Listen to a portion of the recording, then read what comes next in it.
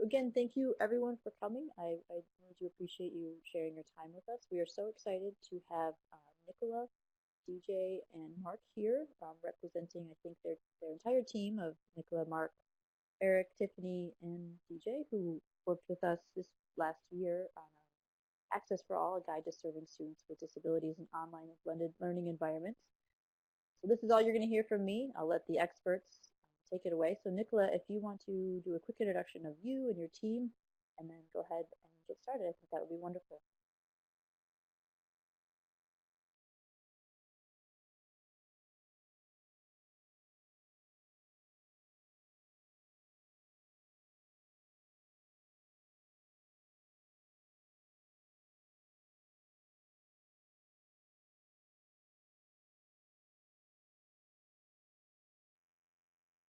Nicola, are you still able to hear us okay?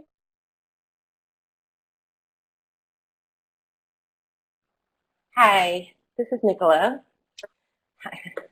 Hi, I'm Nicola Ware. I am the Director of Instructional Design and Training at the Tennessee campus. So I work in higher ed online learning. But in the first part of my career, I was in special education and transitioned from there to special education and online learning research, and now looking at it across the spectrum. So when this project came up, we were very excited to put together a great team of people with experience both in special education and in online learning. And I'll let Mark and DJ introduce themselves. Mark? Hello there, everyone. My name is Mark Deshane. I'm an assistant professor in the Department of Educational Leadership at Central Michigan University, and my job primarily is to train administrators both at the K-12 and the collegiate level on how to run programs and systems. But my background is in special education. I graduated from Central Michigan University in 1985 with a degree in special ed, and my entire K-12 career revolved around supporting students with disabilities in one way, shape, or form. I started out as a paraprofessional. I was a classroom teacher. I ran as an administrator 2 center-based facilities in the state, and I also served as a instructional technology support person dealing with disabilities in schools, as well as a teacher consultant for students with autism at the end of my career. I've got certification in to teach students with autism, cognitive impairments, and emotional impairments here in Michigan. I've got curriculum resource consultant approval, which doesn't exist anymore, which is unfortunate, and administrative credentials as well as teacher consultant credentials. I am also very actively involved in the area of online education, and when I was approached by MVLRI to work on this project, I did so rather excitedly because this is a topic that is long overdue, and I think it's one that has got an awful lot of support for individuals with disabilities as they look for alternatives to get good programs in schools. So thank you. Thank you. DJ? Hi there. Wow, I don't know if I can follow that. That was great, Mark. My name is DJ Prater. I'm the Assistant Technology Specialist at the Florida School for the Deaf and Blind. I primarily work with low vision and blind students here, training them with assistive technology, software, hardware, and I also do staff trainings to train the teachers how to use the assistive technology within their classrooms, and I do that from age 18 months up until postgraduate. And thank you very much, Nicola, for including me in this project. What a wonderful project. Thank you, DJ. Rounding out our team, we're Tiffany Kaywall, also at the Florida School for the Deaf and the Blind, where she runs the Learning Opportunities Center in the Department for the Deaf. So working with students there doing independent study and online learning in a supported environment at FSDB. And Eric Black from the University of Florida, who works with the medical school at the University of Florida and through Shands Hospital, they're supporting families and students with other health impairments and health concerns, and helping the medical community there to understand the needs of K-12 students and their families as they go through the healthcare system. So we had a really great team. With that, I'm going to get us started. So this is kind of an overview of what the guide covers and sort of the order that we'll go through things today. We really wanted to focus this for teachers that are in the field in virtual school settings who may or may not have much experience with students with disabilities and may have little communication or training coming from the LEA, from the local education authority, from the local schools, which is a challenge. So we wanted to put together a guide that covered the nature of each of the 13 federally recognized disability groups, cover some common accommodations for students in those groups, and then focus in on what that might look like in serving them in online and blended environments. So today we're going to talk more about accommodations and online and blended environments than we are so much on the nature of the disabilities, but the guide does dig into those as well. Okay. So we want to make kind of an important distinction between accessibility and accommodation. Kind of the rallying cry is accommodation for one and accessibility for all. When we're talking about accommodations, we're talking about modifications or adjustments that are being made to the learning program or services to assist an individual student based on their individual needs. When we're talking about accessibility and accessible design, we're really thinking about how can we make it open to everyone to acquire the same information, have the same interactions, enjoy the same services in the same time frame as individuals without disabilities with substantially equivalent ease of use. So we'll be talking about a lot of things that are design ideas and things you can do up front that will make your course accessible not just to students with disabilities, but also to others that benefit everyone. So accommodation for one, accessibility for all.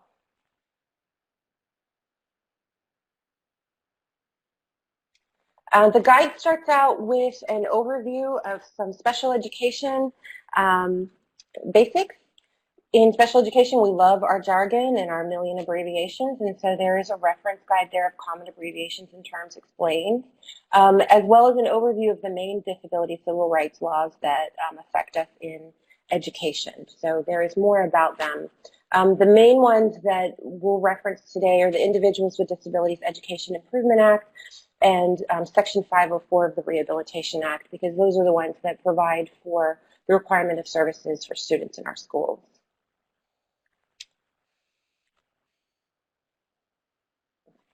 One of the main challenges that virtual school educators get in talking with a lot of people is that they're given these documents, either an individualized education plan, an IEP, or a 504 plan, and they're not really explained to, well, what is this document, how was it put together, what does it come to, what does it entail. So we've really dug into looking at what these mean and where they come from. IEPs are mandated by IDEA, the Individuals with Disabilities Education Act, and cover students in the 13 main disability categories that are recognized by the federal government.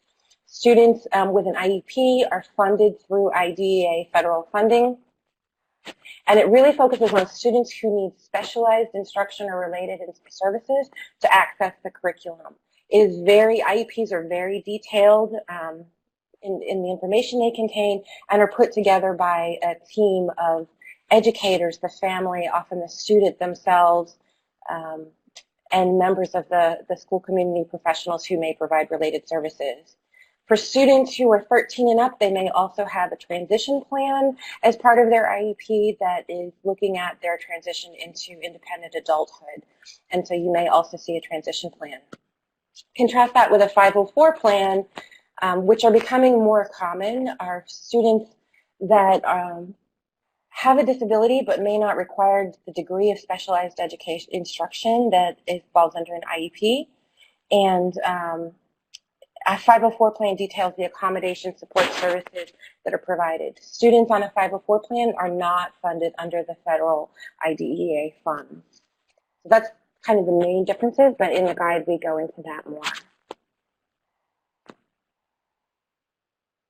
So with that, let's dig into those 13 disability groups. As I said, with each of the groups, we looked at what is the nature of that disability, what are some common characteristics of students identified with that need, and then we looked at what are some common accommodations, keeping in mind that every student is an individual and the accommodations that they may need will vary on their individual abilities and situation. So today we're going to talk about some basic accommodations that are really common to students in each group and what that might look like in an online or blended environment. When we're talking about students with learning disabilities, very commonly you'll have extended or flexible time, setting, and response, which you will see again and again with the other groups. And these really, you'll hear us talk about UDL, Universal Design for Learning, which is an approach that really makes learning accessible for all students, but allows for the flexibility in how students receive information and how students express their learning.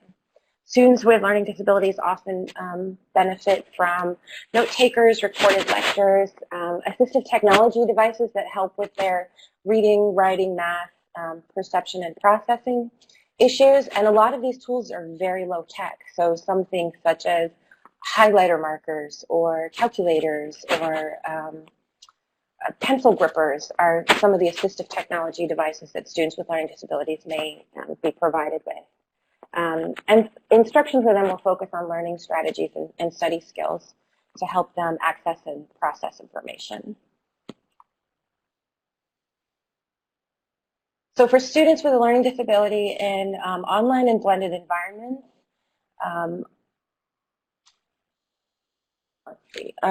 digital material is definitely preferred for accessibility in general, because digital material is more accessible to assistive technology such as text-to-speech, as opposed to a Word file or a PDF file. For students with learning disabilities, the added structure of an online course and the linearity of it helps them with organizational skills, and online gives them more time to process and review content with that asynchronous component. But you may also need to watch for participation and engagement. On the one hand, they have more time to process and review things, so they may be more willing to participate. On the other hand, they may not be in that face-to-face environment where there's a peer group encouraging them or pulling them into engagement. So that is something that an instructor would have to be extra aware of. That is our overview of learning disabilities. And again, the guide goes into more detail for each of these groups. I'll let Mark take it from here for a while. Thank you, Nicola. As Nicola said, we are looking primarily at the federal laws. And one of the challenges that we had when we put this together was not only do you have federal laws supporting students with disabilities in educational settings, but you also have state laws. And I guess what I would really like to encourage all of the participants who utilize our guide and who are listening to this webinar to make sure that you are working with the people in your programs that are experienced and are, I don't want to say experts, but have a solid understanding of how the different laws and policies and rules and regulations and funding sources are being utilized most effectively in your program, because that has an awful lot to do with how you're going to implement not just programs for students with disabilities in online learning environments, but for students with disabilities in online or in learning environments as a whole. And with that, I also want to stress that there's a broad conceptualization within each one of these disability areas, and it can become very easy to assume that these characteristics that we're talking about are unidimensional, that everyone on or within this disability category experiences the same types of behavioral characteristics at the same rate, intensity, severity, frequency. But that's just not the case. So again, I really would like to caution individuals who are trying to implement appropriate programs for students with disabilities to utilize the resources that you have available in your agencies, in your regions, so that you can be an active part of the planning and the implementation of programs for these students. Okay, with that being said, I really think that students with emotional or behavioral disturbances are some of the most challenging students that we have, because in a lot of situations they can either be hyper or hypoactive as far as behavioral incidences.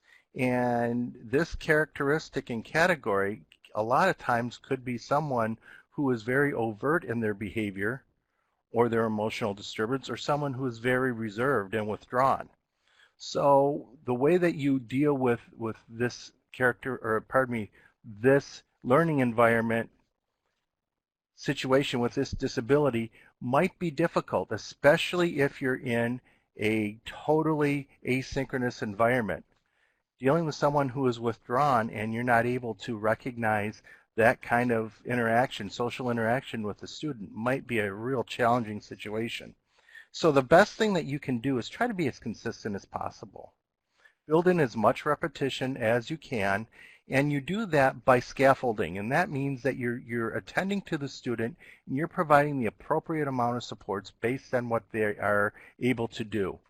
And you help shape through multiple repetitions and multiple levels of support and elicit the student's responses. You want to make new skills or tasks as concrete as possible initially. And this can be a challenge, especially with goals and objectives that require higher order thinking skills.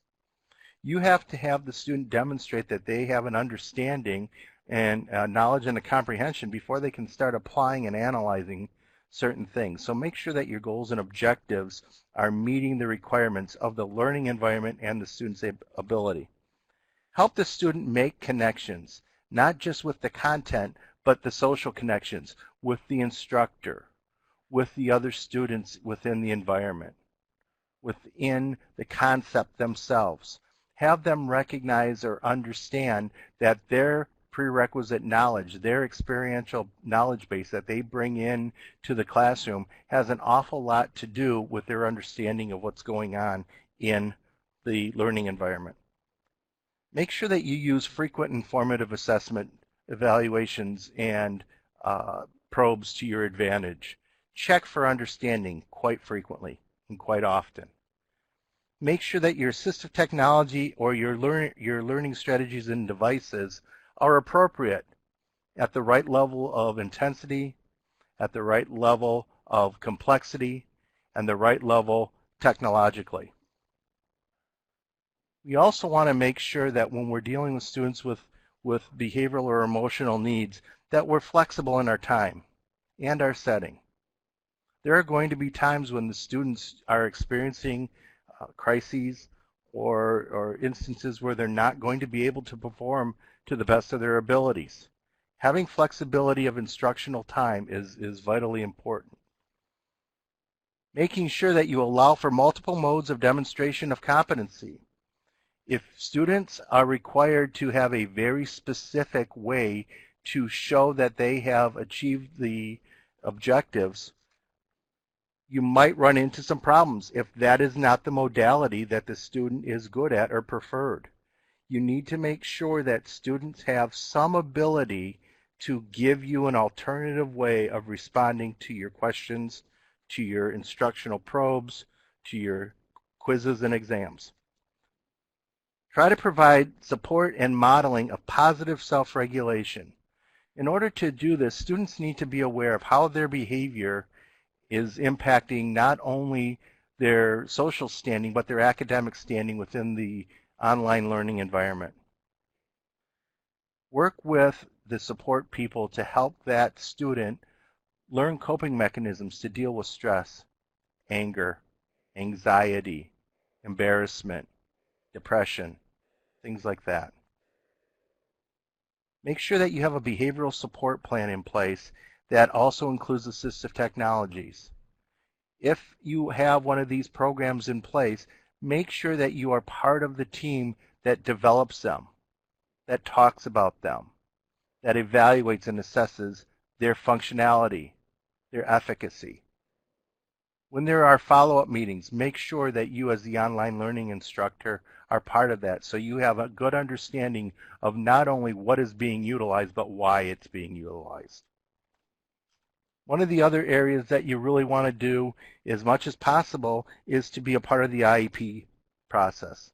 And that includes revisiting the goals and objectives during the times of assessment and evaluation to formatively address the needs of the student, both in, online, and blended learning environments, Build in opportunities for peer-to-peer supports, engagement, encouragement, interactions. One of the things that I think we fall back on quite a bit when we're dealing with students with disabilities in all learning environments is we think that it needs to be a teacher or a parapro or an adult or some kind of support that is needing to be put into place to make sure that students are accommodated. Well, sometimes naturally occurring supports within the environment are much more beneficial and helpful. So if you've got a situation where you can pair students up through cooperative learning activities, that might be the most expedient way to get long-term supports in place for that student. The other thing that you want to make sure that you do is that you have off-hours opportunities to monitor progress and to provide support to the student. Have time when they can contact you. Do virtual office hours, virtual learning supports, virtual tutorials. Make sure that you utilize compressed video, things like Hippocampus or Khan Academy, YouTube, to your advantage. Have there be enough asynchronous supports in place so that if the student is experiencing challenges or issues during the synchronous online learning environment, that there are ways for them to recoup some of that content. Make sure that you utilize the organizers to the greatest extent possible. Students with behavioral or emotional disabilities a lot of times have problems being organized. The stress or the anxiety or their inability to attend to specifics sometimes needs to have things visually presented to them. Encourage time management tools and ideas of academic schedules so that they know what the expectations are within their learning environments. I'm also going to talk to you about students with autism. Autism is a very interesting disability category. When I went to school at Central in 1985, when I graduated, the prevalence rate of students with autism was 1 in every 15,000 births. Now, depending on which statistic you listen to, it's up to about 1 in every 88 births. Okay? So that we have had this huge increase in the amount of students identified as having autism in our learning environments. When I first started teaching in the area, no one had any clue what autism was or what it was about. And now, for many reasons, it seems that everyone is aware of what students with autism bring to the environment. But what we wanted to do with this document is to give you some support so that when you're in blended or online learning environments, you can utilize some kinds of interventions most appropriately to meet their needs. Autism is a spectrum disorder. It goes from students that are very, very, very hyper capable academically, but have some pretty significant social issues, social reciprocity issues, understanding social boundaries, to students that are very impacted by their autism, where they might be completely nonverbal, while at the same time having receptive skill sets to understand a lot more than what they might actually present in a face-to-face environment. So when you look at autism as a diagnostic or an eligibility category, you have a huge diversity and variety of what makes someone eligible for those services. So I really wanted to stress that as we move forward with these characteristics and some of these suggestions, because again, the best thing that you can do to support students with disabilities is to be an active part of the planning and the evaluation process, because a large part of that is discussions as to what makes these students eligible for services in the first place. Regardless of the severity of students with autism, communication is a huge deficit area. The needs of students for both expressive and receptive communication needs to be your primary concern. Students with autism tend to be very concrete and literal in their thinking. Idioms, similes, metaphors are very, very difficult for students to understand. If you say it's raining cats and dogs, they a lot of times go outside and look for animals falling from the sky. All right? You need to make sure that your communication is spot on and the words that you use are truly conveying the content, the academic content that you want to get across. One of the challenges that we have in face-to-face and blended environments is students with autism have a very difficult time reading nonverbal communication or nonverbal cues. However, in asynchronous environments where you have a lot of times a very text-based, a very media-based set of interactions, they actually tend to thrive. So make sure that you stay in tune with the communication needs of the students that you're working with. Know what they're good at understanding, and that will help you determine what they need to have put in place. Make sure that you present information in very clear and specific language. Do not allow for a lot of variance. Be very specific as to what the expectations and the parameters are, both for the content and the desired output that you're asking of the student. Make sure your written directions are concrete. One of the things that you might want to recognize with students with disabilities, especially students with autism, is they don't understand a lot of times what is going on in social environments. For students with autism specifically, writing down rules for engagement in social interactions can be very helpful. Having students know what the classroom rules are for interaction, both in online and blended learning environments, are best done in writing. Make sure you check for comprehension and you emphasize key concepts that helps with the focus. Identify main words in sentences, the key phrases. Have students tell you what they think those words mean. So the checking for understanding is very semantical in a lot of ways. Provide visual supports to support the language and the communication needs. Sometimes a picture is worth 1,000 words, but sometimes students with autism don't attend to the same aspects in the environment or in a picture that you and I do. You need to be very specific as to what elements in that visual are a referent for the concept that you're trying to teach. If you look at providing supports for students with autism in online and blended environments, you have to support the language and the communication needs and help those students understand the language used in not only the learning management system, but also how to interpret the communications that they're having with their peers. Again, being very concrete in the understanding and the utilization of language a lot of times makes online learning environments preferential to face-to-face environments. However, if you are in a situation where your directions in your learning management system are not clear, a lot of times students with autism won't tell you that they don't understand things. All right? So you need to do a lot of checking for understanding, not only in the moment, but through formative assessment, to go back and ask students if they're getting it, and if so, to show you what these things mean. We already talked about this idea to allow for multiple means to demonstrate competency or mastery. That's very, very important in most of the disability areas that we're talking about. One of the challenges is in some subject areas or some levels of complexity or depth of understanding, you might be limited in the way that students can document competency or demonstrate competency. That's where if you start getting into challenges or having some troubles, please make sure that you call in the local supports that you have available to you, because sometimes you might need some help brainstorming ways to make these things actually happen.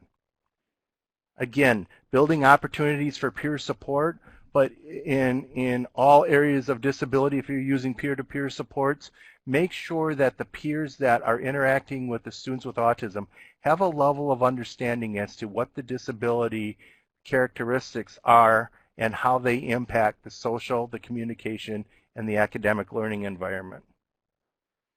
Routines are very, very helpful for someone with autism. Telling them that the rule is such a lot of times is enough to move away from disagreements or arguments when misunderstandings occur. Make sure you have routines that allow students to appropriately and consistently access the content. Any kind of variability from an initial documentation or demonstration is going to cause some challenges and some significant potential behavioral issues. Make sure that you submit work in a way that is consistent each and every time.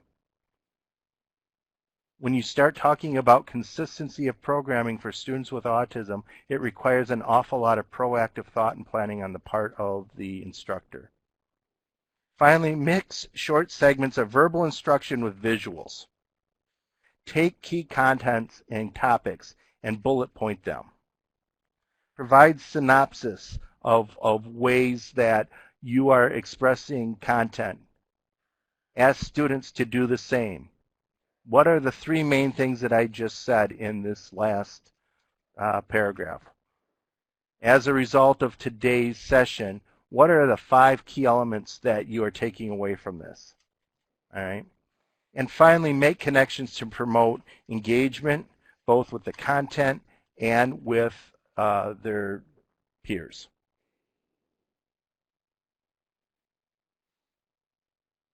Nicola, are you wanting me to do this section also? Sure, if you don't mind. Oh, no problem. One of the areas, if you look at the federal special ed law, that you're seeing a very specific emphasis from a policy perspective on, that is allowing students with intellectual disabilities access to higher education learning environments. And one of the ways that a lot of students with intellectual disabilities or cognitive impairments are accessing these learning environments are through online and blended learning situations. So my guess is you're going to start seeing in a K-12 level a lot more emphasis in IEPs for students with intellectual disabilities to access appropriate online learning programs and projects. So that might be something that you as a professional want to talk about within your organizations, your schools, your intermediate school districts. How are you going to appropriately support students in an emphasis area that is being pushed through federal policy and initiative? Okay.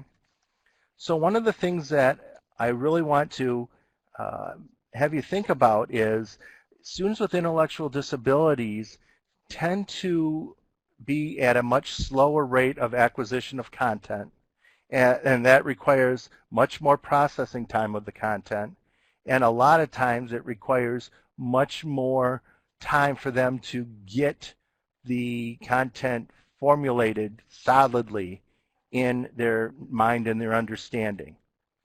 So when you start working with students with intellectual disabilities in online learning environments, make sure your focus is on specific goals and objectives.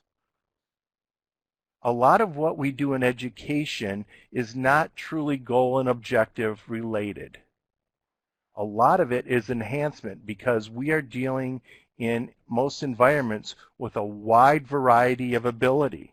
And because of that, for some of our students, we're giving an awful lot of information that really is truly enhancement that goes beyond the core content or the curricular expectations. So when you're working with students with intellectual disabilities, make sure that you focus on the core content to the greatest extent possible and ensure that that content is being understood and taught appropriately, that you're implementing instructional supports with fidelity. And part of that is making sure that you are not only providing content at the appropriate level of difficulty based on the written goal and objective, but also your instruction is at the appropriate level of difficulty. A lot of times teachers vacillate in their question strategies based on the flow of the discussion within the learning environment. However, when you're specifically dealing with kids with intellectual disabilities or students with intellectual disabilities, you might need to come back to them and very specifically ask to see if they're able to provide explanations at the appropriate level, or the level that's written in the curriculum or their individual education plan. If you can, as much as possible, focus on one skill or task at a time and wait until they are capable and able to document and demonstrate competencies. And then build more difficult, higher level thinking skills on top of those base core goals and objectives that they're able to show you. Chunking of concepts using concrete examples helps. Instead of having 7 individual items or units of instruction, make logical groupings within them. That reduces cognitive load and allows students to find how the different pieces within that instructional lesson fit together. Use concrete visual examples as much as possible. You might need not only additional reinforcement, but additional repetition of new skills or knowledge. And the more critical those individual skill sets or knowledges are, or goals and objectives are for future learning, the more time you're going to have to put into place to make sure that they have been solidly learned and understood.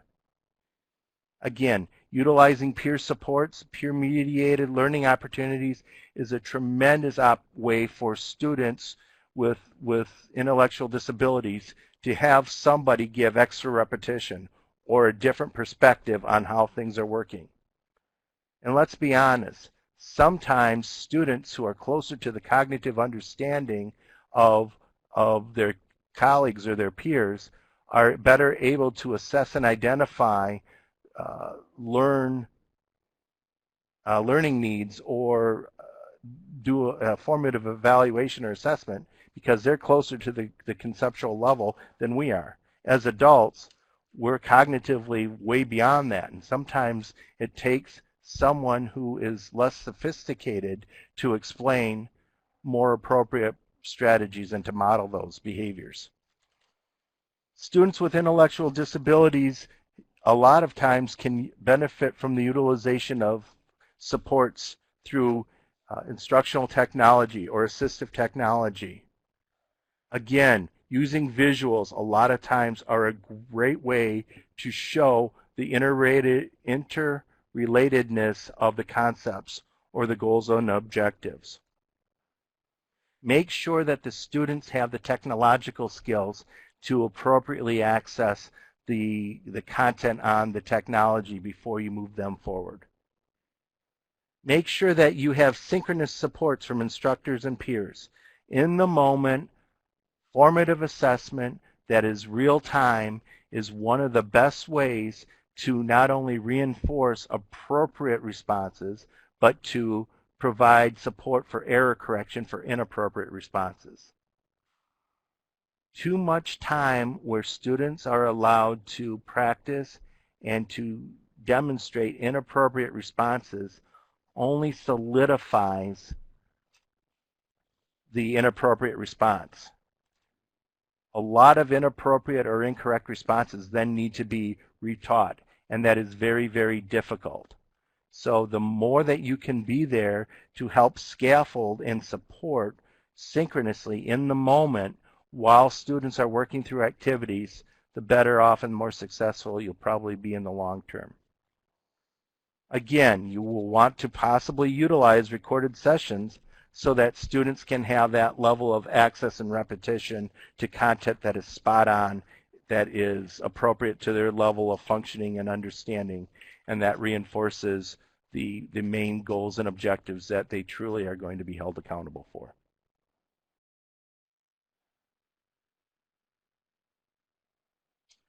Thank you, Mark. Tiffany was unable to join us today, but I'm gonna speak a little bit about the needs of students who are deaf or hard of hearing. As with students with autism, communication here is key. Students who are deaf or hard of hearing have a range of communication needs and tools that they use. Not all students are sign language users, and not all sign language users sign the same. There are different modalities of sign language that range between American Sign Language, ASL, and forms of signed English. So in some ways, because for many deaf or hard of hearing students, American Sign Language is their de facto first language, some of their needs are very similar to other ESL kinds of students, and they have challenges with reading and language because of that. So things that can help them especially are making things as visual as possible, including visual aids and images of things, multiple representations of information, providing note takers, and especially providing lecture materials in advance of any kind of synchronous lecture activity. Because it's very hard to watch an interpreter or try to read lips or really focus on listening to something if you also have to try to process the material and keep up with notes. So these students benefit especially from note takers and getting materials in advance. For any kind of audio material, it needs to be captioned or transcribed, and it's very critical that captioning and transcription be accurate. We have at our Access now a lot of tools for auto captioning, especially through like YouTube, but those captions are often wildly wrong and sometimes to the point of making the content indistinguishable. So very important that captions and transcripts be correct and accurate. Because students take longer to receive information through the interpretation process, or because of the related reading and language challenges, flexible time, and especially preferential seating if you're in a face-to-face environment where students have the best view of the interpreter and the material and the instructor all at one time. So these are some common accommodations that students who are deaf or hard of hearing might get in a regular classroom. When we're talking about deaf or hard of hearing students in online and blended environments, again, that extended time due to delays in reading and language, and a lot of our online environments tend to be very text-based. So any kind of material you can add that makes it visual and provides multiple means of representation and ways of explaining the information makes it more accessible to them. Communication is, again, key. When communicating with students who are deaf or hard of hearing, a lot of our learning management systems have built-in chat features or email features, so these are useful. And one advantage to them is that they provide a transcript of the conversation that students can go back and review what the instructor said to them, what their directions were. But you may also use relay services. Some of you may have experience with relays in the past where you telephoned through an operator who was typing to the student. We now have relay services that are video relay, where they can, the operator is signing to the student and the student can sign back, allowing for clearer, faster communication. Something that sometimes gets overlooked is that it's really important to plan, if you have any kind of synchronous sessions or group work communication, that you plan for the needs of that student who is deaf or hard of hearing, because their peers' material needs to be accessible as well.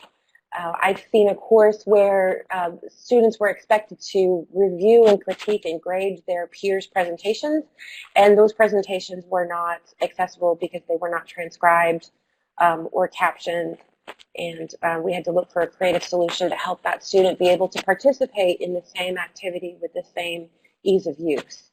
So if you have any kind of synchronous sessions or group work, you need to talk to the students. Is often the best source for how they think they should communicate, but plan for those needs as well. Now I'll turn it over to DJ, who can talk to us about students who are blind or visually impaired. Hello, everyone. First off, with several of the other disabilities, it's kind of hard to look at a low vision and blind student and as one cookie cutter mold, and because there's such varying levels of disability. You have students who might just have low vision, so they might merely need some magnification or color contrast presentation variants. Or you have a student who might be totally blind and relies on a screen reader to access the curriculum or information presented. Assistive technologies for magnification, color, and contrast. There are many, many things out there in the operating systems and aftermarket products, free open source products to assist the students. And there's so many of them. But students usually by the time they encounter an online class would have a general idea of the type of assistive technology they might utilize in that environment. Screen readers versus text-to-speech and descriptive audio. A screen reader, again, is reliant on the code of the screen and of the information presented. So if it is coded properly, the screen readers will read the alt text, all the heading levels, and hopefully they went through some type of W3C compliance and allowing that screen reader to properly read to the student and provide the information. Braille displays in alt formats. There's several Braille note takers out there on the market, which a lot of students use. Also, they can pair a Braille display, which is little pins that pop up and presents the information in a Braille format, information that is on the screen. Those pair differently with different devices. Kind of just keep in mind the different things that are out there for students and not one size fits all for these kids. Again, with the other disabilities, allowing extended time for some projects. It takes a lot of time for the Braille, and especially if they're having it in a hard copy format. Sometimes a single textbook might be 7 volumes of Braille. The next slide. So students who are blind and visually impaired in an online and blended environment, designing digital content, and again, being consistent in the presentation, reducing visual clutter, and that's going to help not only the low vision student, but also the totally blind student who's reliant on the screen reader. Again, properly labeling things, especially images, and providing as much description as you can with the images and the graphics. Alt text is great, and any additional descriptions would help the student. Label the links properly, because when the screen reader reads the links, it'll just say link, link, link. And sometimes if they're not labeled properly, the student doesn't know what that link is. Avoid using frames. Some screen readers, especially some of the free open source screen readers, do not read frames properly. So if something is in a frame, the student will not have access to that part of the presentation. Tables are another thing that's a little problematic with students using a screen reader. And again, the heading structure. Screen readers use heading 1, heading 2, and different levels in the heading structure, and that's the way some students navigate a page, especially if it's very full of information. Address needs for the linear learning. Having that set forth in the beginning of the instruction, the beginning of the class, the expectations for the students, providing materials ahead of time, pacing and again extended time, and again with all of the disabilities, maintaining an open communication with the students, talking to them about what their individual needs are, and again just remembering that not all these students are the same, and one thing isn't going to be right for every single student. And that's all I have. Thanks, DJ. The last category that we cover in the guide is other health impairments, and this is a really complicated group to understand because these students very often fall into multiple disability categories. Their situation may involve hospitalization or a homebound program, and so they may not have had a lot of experience being in a regular school, or being out of a regular school may be completely different for them. Because of the health needs, their needs are extremely individualized and very widely. They may rely on assistive technologies depending on their physical, cognitive, or health needs. And because of the health needs and the possible settings such as a hospital, flexible timing, setting, and format is really important for them, depending, again, on the setting that they're in, their health needs, and the assistive technologies that are available to them. One thing for students with other health impairments, they may have challenges around self-advocacy and self-regulation because of health issues that may be out of their control. And so they need strategies and supports to promote that. For students with other health impairments in online and blended environments, this has really been an area where students have had benefit because for students who are unable to physically attend a regular school, this is giving them access to the general curriculum and maybe their only means of engaging with peers in a learning environment. Because again of the needs, pacing, and flexible time for activities and assignments, with these students, you need to respect their privacy, but encourage participation and engagement. And with all of the groups, it's very important that if you have a student with a disability, that you make sure that you get a copy of that individualized education or 504 plan, and make sure that you understand it and are part of the team so that you can address the needs more effectively. Students may also require adaptations to the content or the assignment depending on their ability, setting, and health needs. Students with other health impairments, especially if they are in a hospital setting, may also have what's called a healthcare transition plan, especially if they are older secondary students as they transition towards adulthood and taking responsibility for their healthcare decisions themselves. So you may at some point be involved in a healthcare transition plan as well.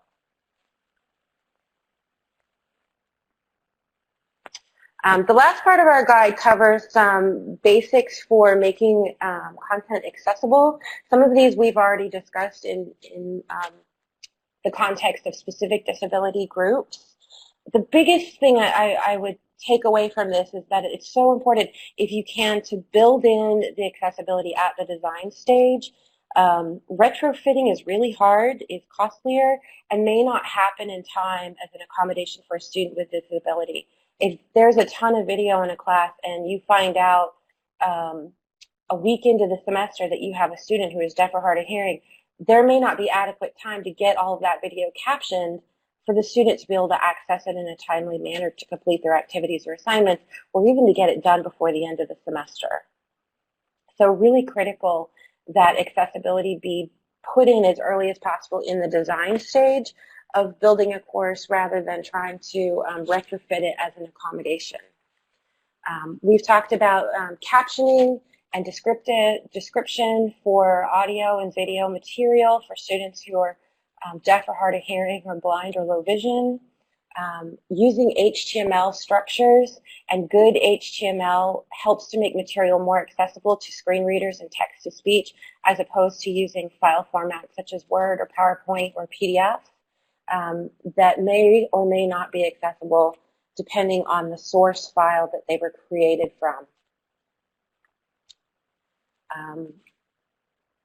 Being really aware of the visual design of things for students who have either sensory impairments or for students who have cognitive or intellectual challenges around use of color to convey meaning and color contrasts and backgrounds and the visual appearance of material and how it's presented using multimedia, using consistent fonts.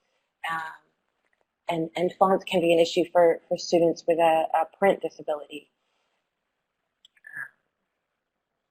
These are some tips there. Again, we have more detail in our guide. As DJ mentioned, tables are problematic. So if you do use them, they need to have row and column headers and alt text in the HTML or in the document with them. To avoid splitting and merging cells and creating uneven columns, because that makes it really difficult for screen readers to read them and cannot always interpret the information that's in them. And kind of in the early days of HTML, tables were a good tool for layout, but now they should really only be used for tabular data. If there's ever a choice, a lot of applications that we may see are still relying on Flash, which we know is a challenge for users on mobile devices, which we see increasingly in our online and blended courses. So HTML5 and CSS are definitely preferable in creating your digital content. And it's important to remember that again, with everything that we've discussed, students are all individuals with very individual needs, and no one is going to access the content or experience the content the same way. And even students in the same disability group will experience it differently as individuals. So in our guide, we go into much more detail, but it should be reminded that it is a guide to help you understand the nature of these disabilities, common accommodations, and what that might look like in an online and blended environment. And with that, we have a few minutes left, so we'll open it up to questions or comments from any of the participants or the other presenters.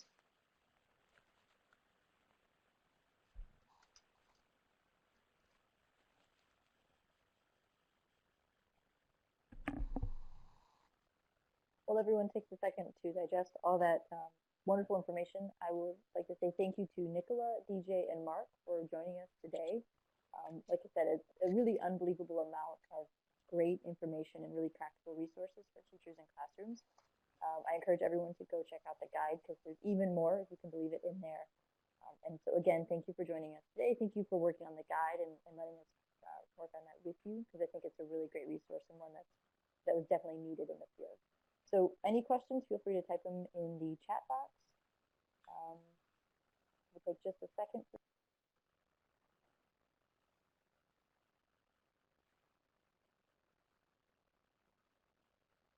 And thank you, Becky, for posting the link right there. I really appreciate that.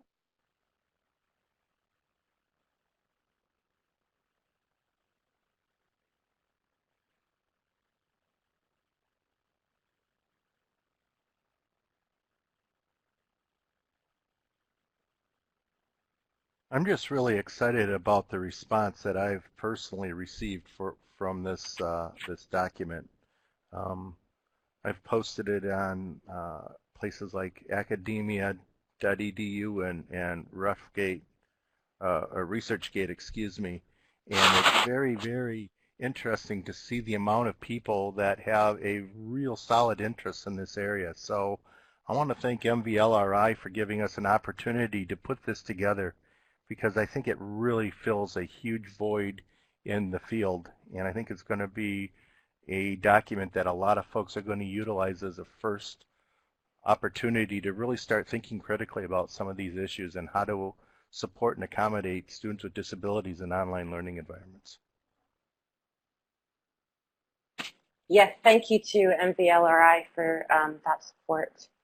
Andrew has asked a question about cultural factors outside of disability might impact how disability works in these online and blended settings. That is not something that we addressed in the guide as we were taking a broader overview, but certainly cultural factors could play a role, as with any student. So you have the intersections of cultural ability, needs of their disability, and the online learning environment. So again, it's going to factor on every student as an individual.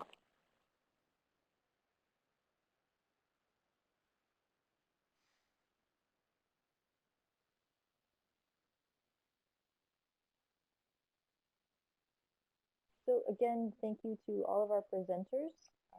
You can find our podcast at soundcloud.com/MVLRI. You can find our blog at mvlri.org/research/blog. You can also just find it from our landing page there at mvlri.org.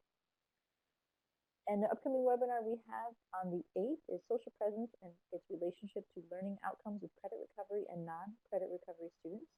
And that is with one of our other fellows, Yun Zhang from Michigan State University. So we hope to see you there. Thank you again to our presenters today, and everyone enjoy your fall. Thank you. Thank you. Thank you.